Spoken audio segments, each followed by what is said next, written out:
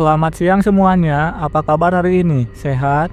Kembali lagi di channel Duk Cinema. Kali ini kita akan menceritakan film horor tentang seorang agen real estate yang melakukan perjalanan ke kastil Transylvania untuk bertemu klien.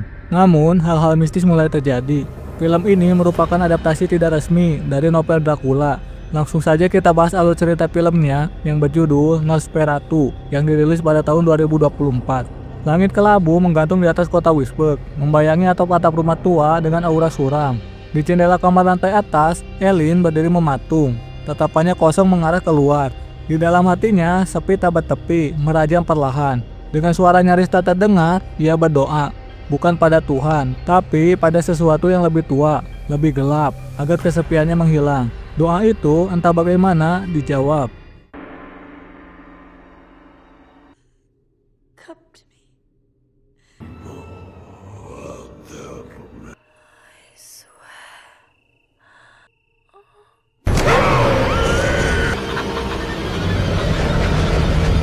Waktu pun berlalu, pada tahun 1838, Elin kini menjadi istri Thomas Hutter, seorang agen properti muda yang baru diangkat oleh Herr Knopf, tuan tanah yang eksentrik. Knopf memberi Thomas tugas penting, menjual Greenwood Manor pada klien misterius dari Transylvania, Count Orlok. Thomas menerima tugas itu dengan semangat.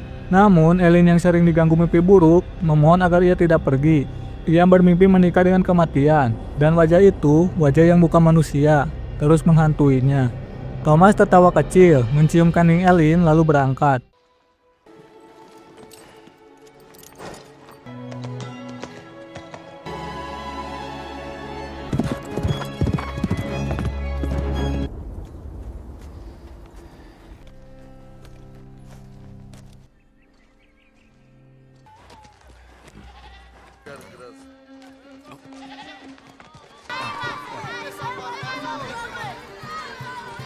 Perjalanan ke Transylvania tak berjalan mulus. Di desa-desa terdekat, setiap kali Thomas menyebut nama Orlok, penduduk mematung dalam ketakutan. Di salah satu desa, ia menyaksikan ritual pengusiran vampir oleh sekelompok Roma, suatu pertunjukan yang terasa terlalu sungguh-sungguh.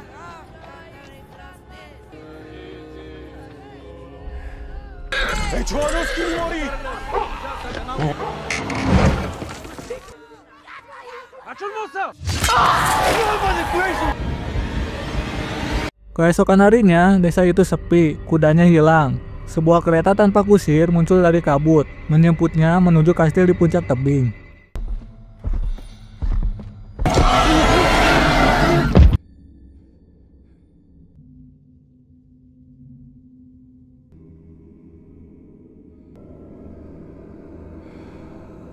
Kastil Orlok menjulang muram di antara kabut pegunungan. Begitu tiba, Thomas disambut oleh sosok tinggi, kurus dan pucat, Count Orlok.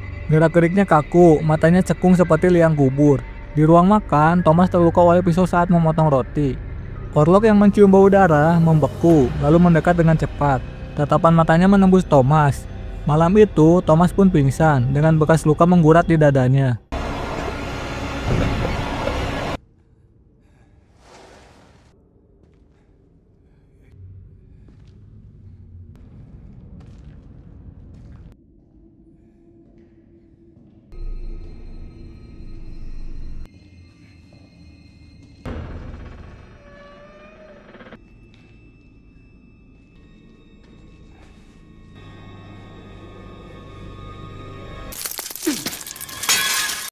Hari-hari berikutnya penuh teror sunyi. Thomas menemukan dokumen dalam bahasa asing yang ternyata adalah pembatalan pernikahannya.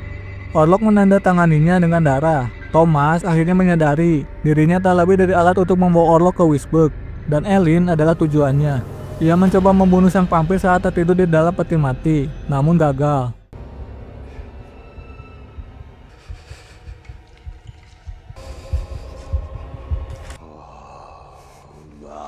Why such an... You will remain this my counsel.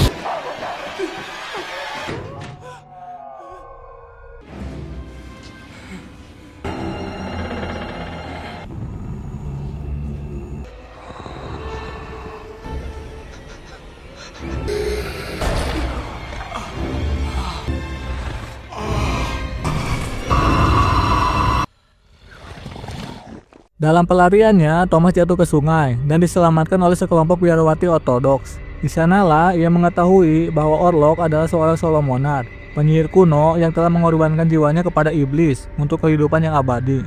Sementara itu, Orlok memulai perjalanan ke Wisburg.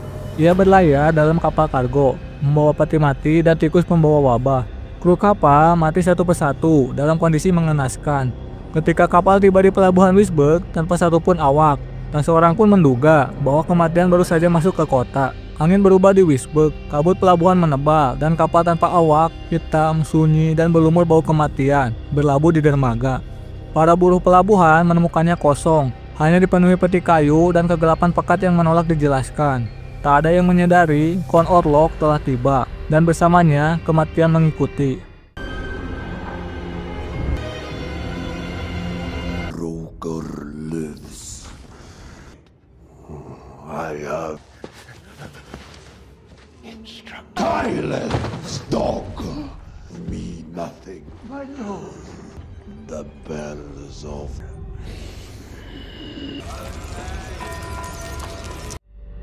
Elin tak lagi bisa tidur. Setiap malam tubuhnya gemetar. Mimpi buruk selalu mengantuinya. Seakan-akan kejadian itu terasa begitu nyata. I charge upon you that this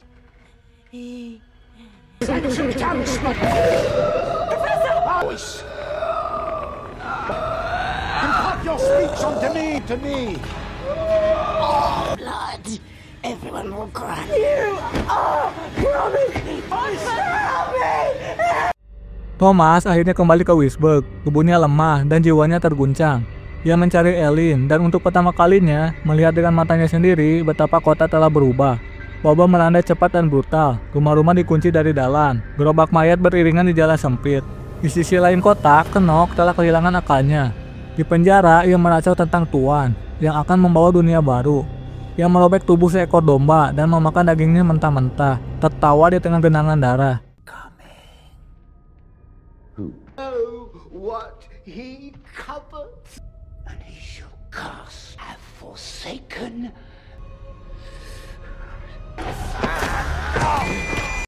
Dr. Shepard kehabisan akal medis menghubungi mentornya, Albin Eberhard von Franz, seorang ilmuwan tua yang diasingkan karena obsesinya pada hal-hal yang tak terlihat oleh mata manusia. Von Franz mengungkapkan bahwa yang mereka hadapi bukan sekedar wabah, tapi kekuatan vampir kuno, Nosferatu.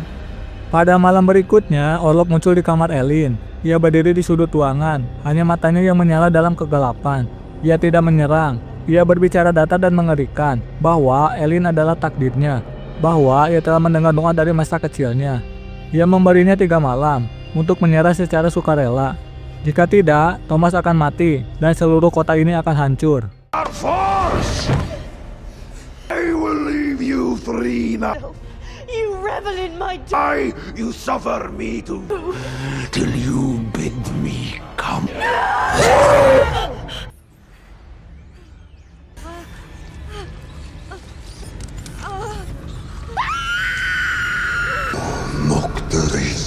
Elin menangis di pelukan Thomas. Di antara isakan, ia mengungkap rahasia yang tak pernah diungkapkan, bahwa sejak kecil, bayangan Orlok telah bersamanya. Ia percaya bahwa doa di masa lalu telah mengikat mereka. Thomas marah dan putus asa, bersumpah akan membunuh Orlok. Tapi Orlok telah mendengar segalanya. Lewat koneksi batin yang tidak bisa diputus, ia menyaksikan cinta mereka dan merasa cemburu atau marah karena tak mampu merasakannya. The swooning lily of a woman. Ellen. Is it? Your money? Your promotion? Your... For future. what? For what? For these things?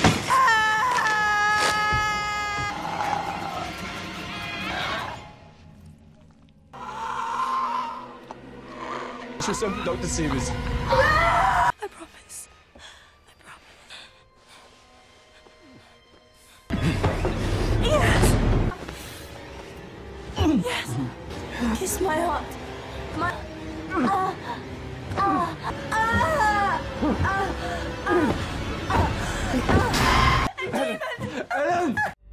Sebagai balasan, Orlok menyusup ke rumah keluarga Harding, sahabat Elin. Dalam adegan sunyi dan mengerikan, ia membunuh anak dan anak-anaknya. Frederick Harding yang menemukan mereka tewas memeluk tubuh istrinya dan membiarkan dirinya mati oleh wabah.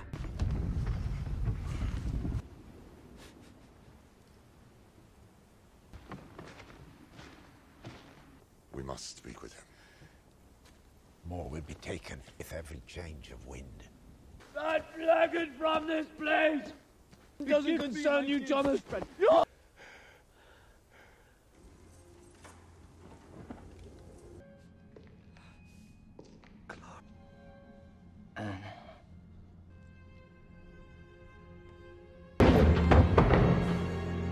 Your tender embrace.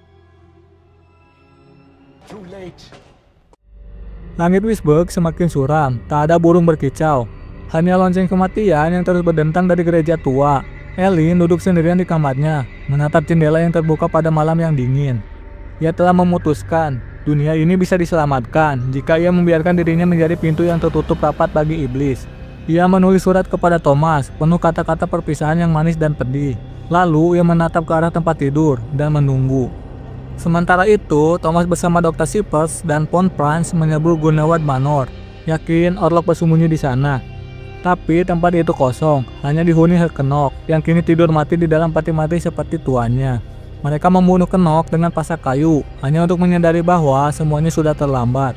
Von Franz telah memanipulasi mereka agar menjauh dari Elin. Ia tahu pengorbanan hanya berhasil jika tidak ada yang menghalanginya. Beast shall redeem us all. The blade. Thomas yang menyadari itu melesat kembali ke rumah, berlari secepat kakinya, membawanya menembus kabut yang menyelimuti kota. Di kejauhan, menara gereja berdetak, menandai mendekatnya fajar. Di rumah, Elin telah membuka pintu bagi kegelapan. Orlok muncul dari balik bayang, diam dan lapar. Tapi untuk pertama kalinya, ia tampak ragu. Elin tidak melawan. Ia memandangnya bukan dengan takut, tapi dengan belas kasih. Dengan lirih, Orlok menyentuh lehernya dan mulai menghisap darahnya perlahan. Seperti tertarik bukan hanya oleh rasa haus, tetapi oleh sesuatu yang lebih, yaitu rasa memiliki. Di luar, langit mulai memucat. Cahaya keemasan menyelinap melalui jendela kamar. Orlok menoleh, terlambat. Matanya membelalak saat kulitnya mulai terbakar, membentuk retakan hitam. Ia berteriak, suara sumbang yang bukan dari dunia ini. Tubuhnya terbakar, lalu hancur jadi debu. Thomas masuk saat semuanya telah terlambat. Elin terbaring di tempat tidur, pucat dan tenang. Ia menoleh lemah, bibirnya bergerak membentuk senyuman. Sebelum akhirnya nyawanya pergi bersama cahaya pagi. Thomas pun menangis, menggenggam tangan Elin yang kini tidak berdaya.